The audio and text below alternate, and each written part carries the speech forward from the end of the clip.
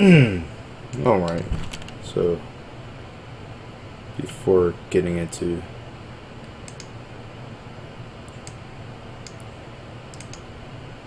the whole building, I figured it'd be easier to quickly go over the support cards for character. In this case, it's going to be Talbain. I feel like it's a underrated character, I'd say.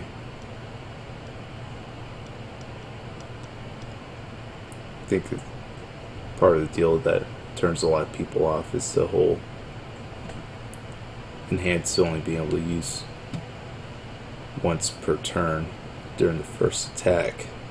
Regardless, it's pretty substantial. The +2 damage, +2 speed.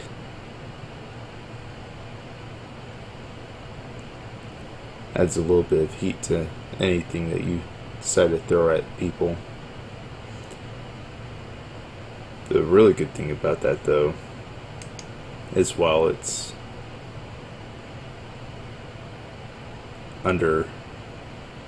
while his response is restricted to kick, punch, or slam attacks, his enhanced isn't constricted the same way. Oh, mercy. So, in that case, it gives Talbain a little bit more flexibility with everything. In regards to his attack lineup, it's not pigeonholed, which makes sense because with his ultra rare dragon cannon, it's a ranged attack, along with some of the other attacks that are better suited with him.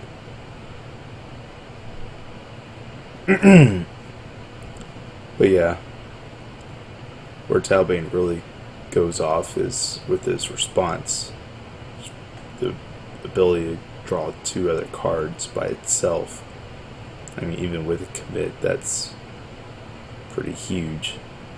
I mean, it's get attacked at land and you have a pseudo 8 hand size character,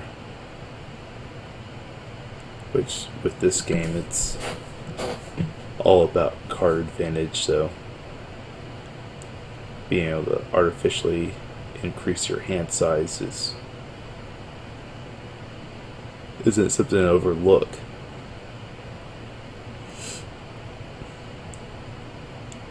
Anyways, with this whole deck building concept, just going to be going over any type of common, uncommon, starter exclusive, or tournament or promo, the monthly deals that you should be able to get at your local games. So anything that's more or less easily accessible. So won't be going over any of his rares like Dragon Cannon or his action not over yet. Just try to kind of provide the building blocks, a solid foundation base for a deck. Something that you can kind of take and use and just kind of adapt it as it goes along. Well, anyways, his non-ultra rare action, Kiora,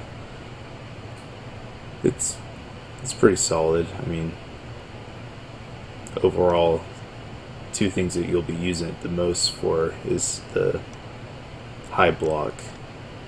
There's a decent amount of high attacks that are pretty threatening, so high blocks are always excuse me. They're always worth something. It's rare when you'll come across a situation where you won't use a high block. This is, of course, not including any kind of Snake Man matchup, but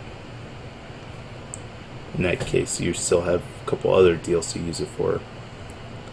The second time, most usability would be the response. Essentially, it's with a lot of attacks, it's almost like partially blocking, just with a -2 damage, and it's huge with the whole attack recurral. Of course, it's only for slam attacks, but that all goes hand in hand with how you go and build up your attack lineup. And since Talbain partially runs off of slams, then it comes up huge. I mean, if anything, then you just go and pick up a slam attack that has a good block that better suits your needs later on, but also to go and help out with any potential combos in your next turn. The enhance is decent. It's just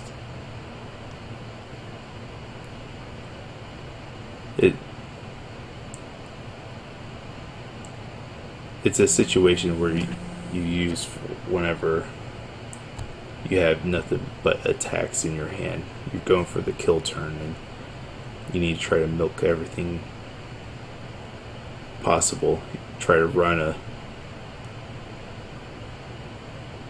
tight amount of checks and everything. This keyword will help you out with that. It will go and keep your progressive difficulty lower, so you can just keep on slinging out stuff. It's not something I would go and abuse like every single time, but it does have its instances. It's just they come up less than when you'd use the response or use it as a block. His asset, Talbain's Chaku, is a great block, and it self-clears whenever you use it as a block, so it's one of those things where you'd rarely actually play it out during your turn. It's always a defensive piece, because self-clearing blocks are really powerful. And enhanced for the drawing, I mean, while it gives your opponent 2 cards also, you want to use it in situations where it'll mainly benefit you. Like they go in overextended and they only have a couple of ready foundations. Drawing 2 cards more or less won't help them to go and fend off any of your attacks. And mind you, if they do share any symbols revoke, then you might want to be a little bit mindful about that. But in that case, it's just a game of overload. So, I mean, just like with everything else, you just have to be smart with playing it. With his attacks, there's Beast Cannon. It's a really great utility attack. I mean, opening it with it makes you a pseudo 7 hand size character. Not to mention potential response trigger with Talbain, 2 more cards.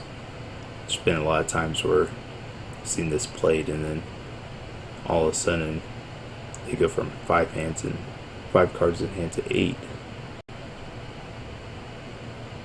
And then the whole setting up for another slam attack.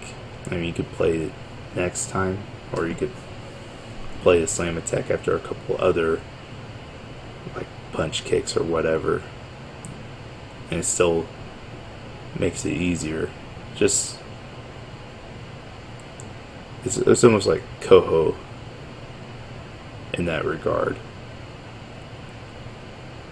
I mean, if you get that going, then it has that potential to create domino effect of pain and punishment. Climb laser. It's really crazy.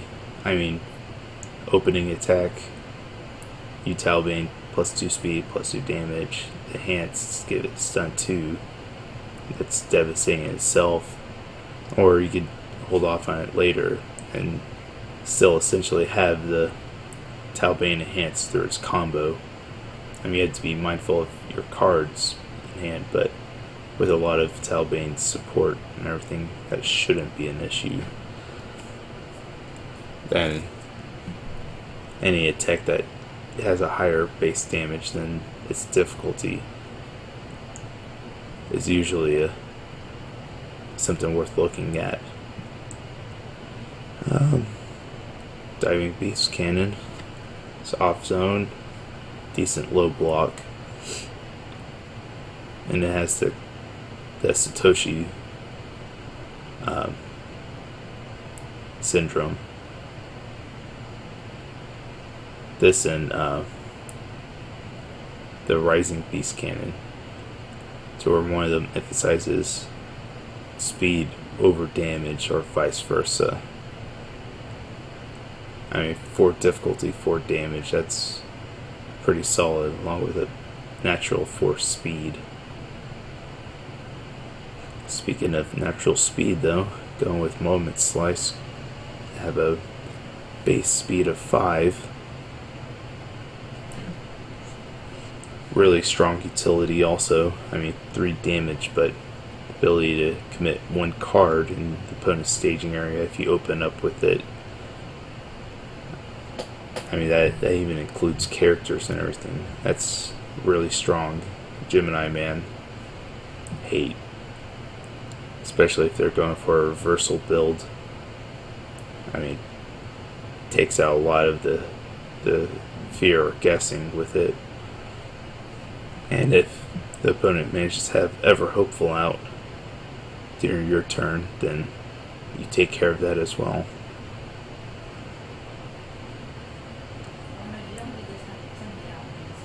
But yeah,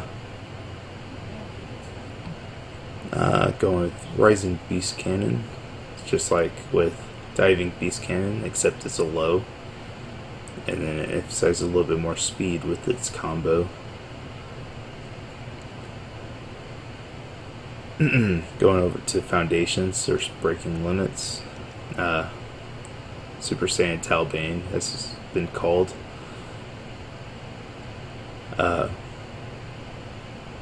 This is one of those things that kind of relies a little bit on either your opponent overextending or you having a really solid second attack that you want to ensure that it gets through for you to get the full mileage out of it. I mean, it's a pretty good card.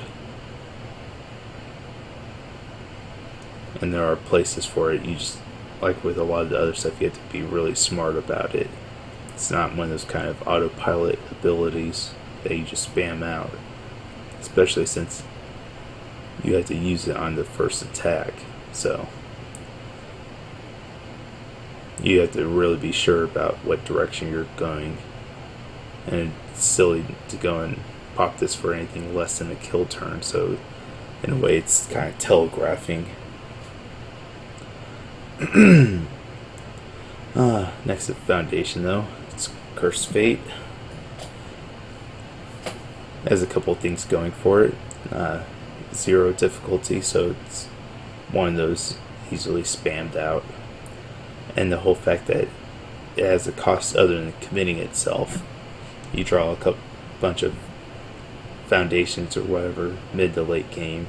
You don't really need them, so you just go and use it to fuel your damage. I mean, especially since during review steps you can only review 1 card out. I mean, unless you're Raptor or using Raptor support. We won't get that though. So anything that helps you shed out non-critical cards, especially if they don't have a block, it can be a real benefit later on. Inner Voice.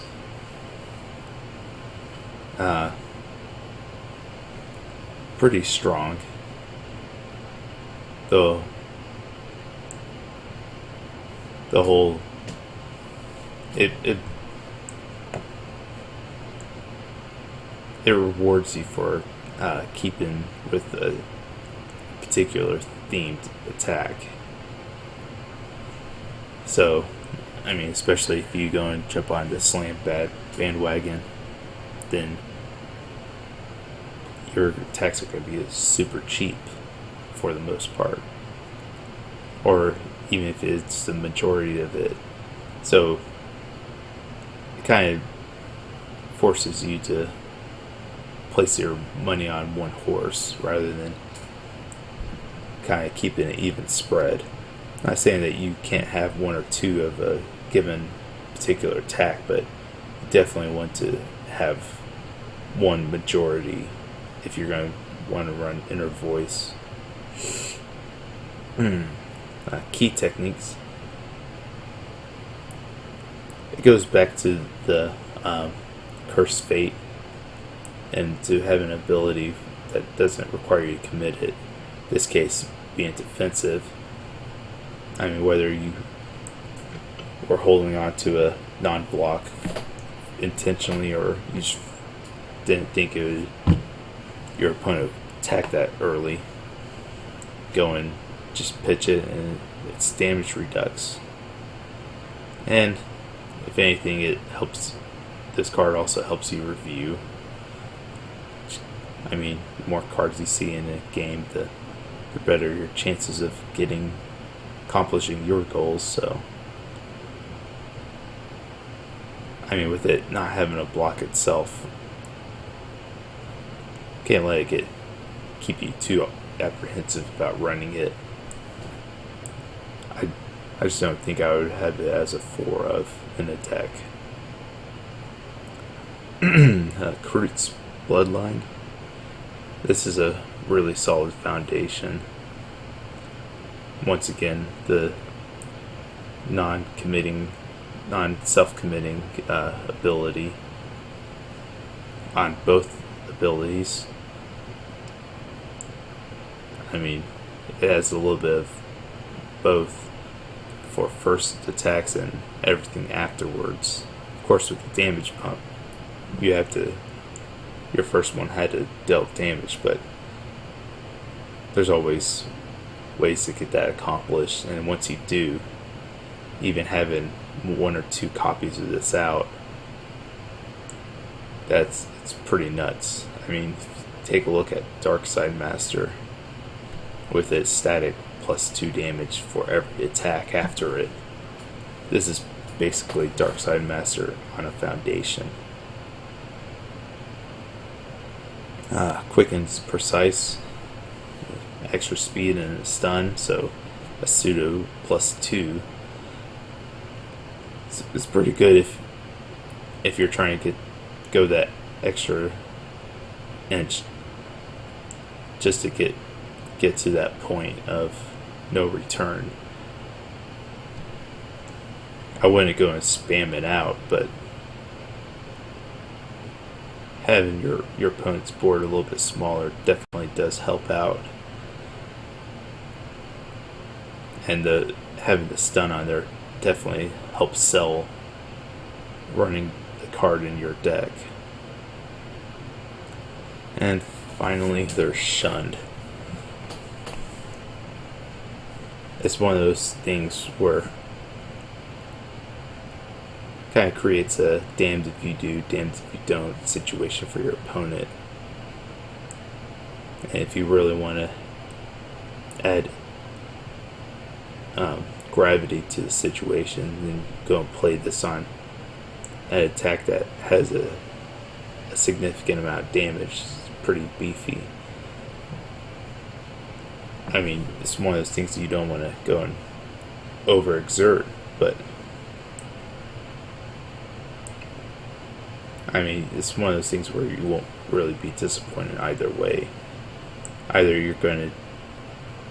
you essentially destroy a foundation to ensure that your attack deals at least half damage, or you pop the foundation, just get another slam attack into your hand. So I mean, anything that introduces mind games, make your opponent really sweat over their decision on blocking or not. It's always a good thing. Speaking of block, no block on this one. It's one of the things, you can't have the whole package all the time.